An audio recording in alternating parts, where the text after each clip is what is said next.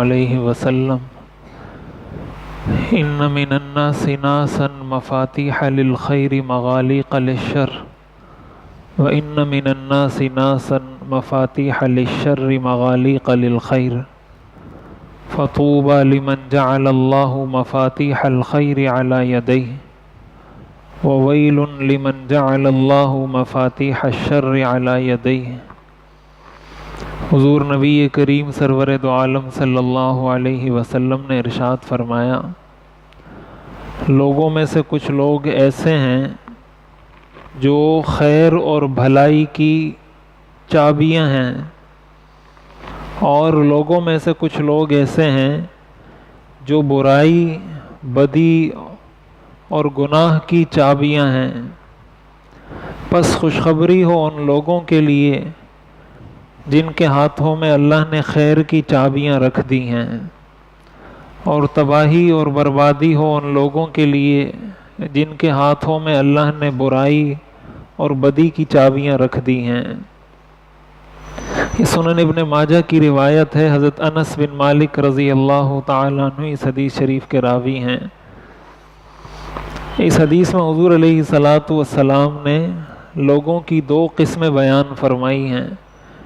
بعض لوگ ایسے ہوتے ہیں جن سے بھلائی کے کام وہ خود بھی کرتے ہیں اور بھلائی دوسروں تک خیر اور بھلائی پہنچانے کا ذریعہ بھی بنتے ہیں۔ ایسے لوگوں کو حدیث شریف میں خیر کی چابیاں قرار دیا گیا کہ ایک تو وہ اپنی ذاتی زندگی میں نماز کا اہتمام ہے، روزے کا اہتمام ہے، جو بھی فرائض ہیں، زکوٰۃ ہے، حج ہے، اپنی ذاتی طور پر جو فرائض عائد ہوتے ہیں اس کا بھی اہتمام کرتے ہیں، اور دوسرے نمبر پر دوسرے انسانوں کو بھی ان سے خیر ہی پہنچتی ہے۔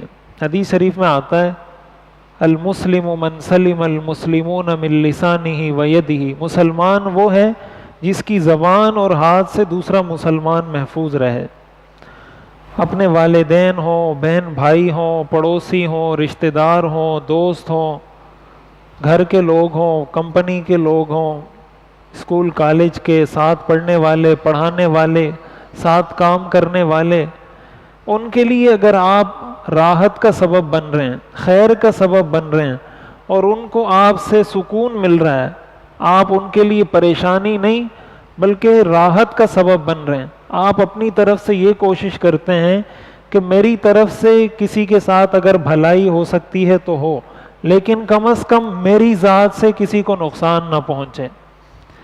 یہ مطلب ہے کہ بعض لوگ وہ ہوتے ہیں جن کو اللہ نے خیر کی چابیاں بنایا ہے اور شر کے لیے تالے بنایا ہے کہ وہ شر کو تالا لگاتے ہیں، اور بعض اس کے الٹ ہوتے ہیں کہ جو خود اپنی ذاتی زندگی میں بھی ان کی وہ زندگی ٹھیک نہیں ہوتی، اور ان کی زندگی کا محور یہ چیز ہوتی ہے کہ میں کسی کو نقصان پہنچاؤں۔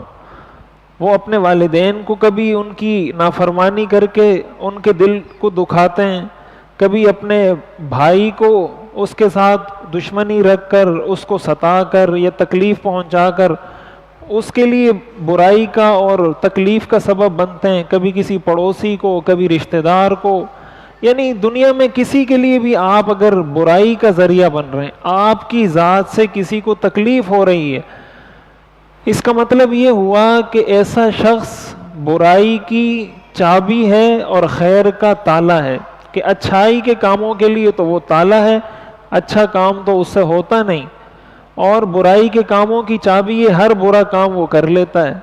تو حضور نے فرمایا خوشخبری ہو ان لوگوں کے لیے جن کے ہاتھوں میں اللہ نے خیر کی چابیاں رکھی ہیں، اور تباہی اور بربادی ہو ان لوگوں کے لیے جن کے ہاتھ میں اللہ نے برائی کی چابیاں رکھی ہیں۔ وہب ابن منبہ رحمہ اللہ سے ایک شخص نے پوچھا کہ کیا لا الہ الا اللہ جنت کی چابی نہیں ہے؟ ہم نے تو یہی سنا ہے کہ لا الہ الا اللہ جس نے پڑھا وہ جنت میں داخل ہو جائے گا، تو جنت کی چابی تو لا الہ الا اللہ ہے۔ تو انہوں نے آگے سے کہا کہ یہ بات تو ٹھیک ہے کہ لا الہ الا اللہ جنت کی چابی ہے، لیکن کیا زندگی میں کبھی کوئی چابی ایسی بھی دیکھی ہے جس کے دندانے نہ ہوں، بغیر دندانوں کے ویسے ہی کوئی چابی دیکھی ہے؟ انہوں نے کہا نہیں. تو کہا یہ جتنے اعمال اللہ نے بتائے ہیں یہ اس چابی کے دندانے ہیں.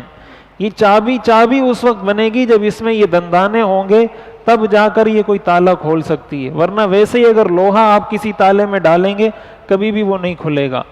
اس کے اندر جو دندانے بنے ہوئے ہیں یہی نیک کام ہے، نماز ہے، روزہ ہے، والدین کی فرما برداری ہے، پڑوسیوں کے ساتھ حسن سلوک ہے. اس لیے ہم اپنی زندگی پر وقتاً فوقتاً انسان کو چاہیے کہ 24 گھنٹے میں 2-3 منٹ نکال کر رات کو اپنا تھوڑا محاسبہ کریں کہ آج میں نے میری جانب سے، میری ذات سے بھلائی کتنے لوگوں کو پہنچی اور میری وجہ سے تکلیف کتنے لوگوں کو پہنچی. ذرا ایک فہرست یا کاغذ پر بنائیں یا اپنے ذہن میں بنائیں. صبح سے میں اٹھاؤں، میرے اوپر جو فرض عائد ہوتا ہے، میرے نمازیں پڑھنی تھی 5 کی 5 نمازیں پڑھی ہیں یا نہیں پڑھی، والدین کے ساتھ میرا رویہ پورا دن کیسا تھا، بھائیوں کے ساتھ کیسا تھا، کمپنی میں کیسا تھا، اسکول میں کیسا تھا، مسجد میں کیسا تھا. یہ ساری چیزیں نوٹ کریں. اس سے انسان کو اندازہ ہوگا کہ مجھے اللہ نے خیر کی چابی بنایا ہے یا شر کی چابی بنایا ہے.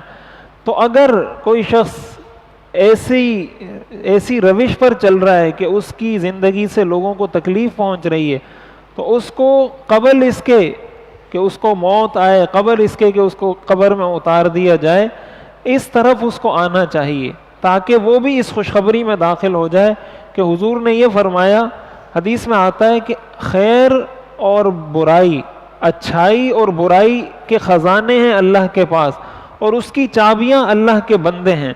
یہ اللہ کے بندے ہی خیر کی بھی چابی ہے، یہ اللہ کے بندے ہی شر کی بھی چابی ہے. اس کی مرضی خیر کرے تو خیر کا تالا کھولے گا، اور شر کرے تو شر کا تالا کھولے گا. اس لیے اپنی زندگی کو یہ کوشش کرنی چاہیے، ذاتی زندگی یعنی حقوق اللہ اور حقوق العباد، انسان یہ کوشش کرے کہ میں کسی کو نقصان نہ پہنچاؤں. امام غزالی رحمۃ اللہ علیہ نے لکھا ہے جانور 3 طرح کے جانور ہوتے ہیں. ایک جانور وہ ہوتے ہیں جو تکلیف دہ ہیں، سانپ ہے، بچھو ہے، اور جو بھی زہریلے جانور ہیں. کچھ جانور وہ ہیں جو نہ کسی کو تکلیف دیتے ہیں اور نہ کسی کو نفع پہنچاتے ہیں، اور کچھ جانور ایسے ہیں جو نفع پہنچاتے ہیں، نقصان نہیں پہنچاتے، یا ان کا نقصان بہت کم ہے. یہ کیٹیگریاں اللہ نے جانوروں میں بھی رکھی ہیں. گائے ہے، بکری ہے، اس کو ہم ذبح کرتے ہیں، اس کے گوشت سے ہم فائدہ اٹھاتے ہیں، اس کی کھال سے فائدہ اٹھاتے ہیں، اس کی ایک ایک چیز سے ہم فائدہ اٹھا رہے ہیں.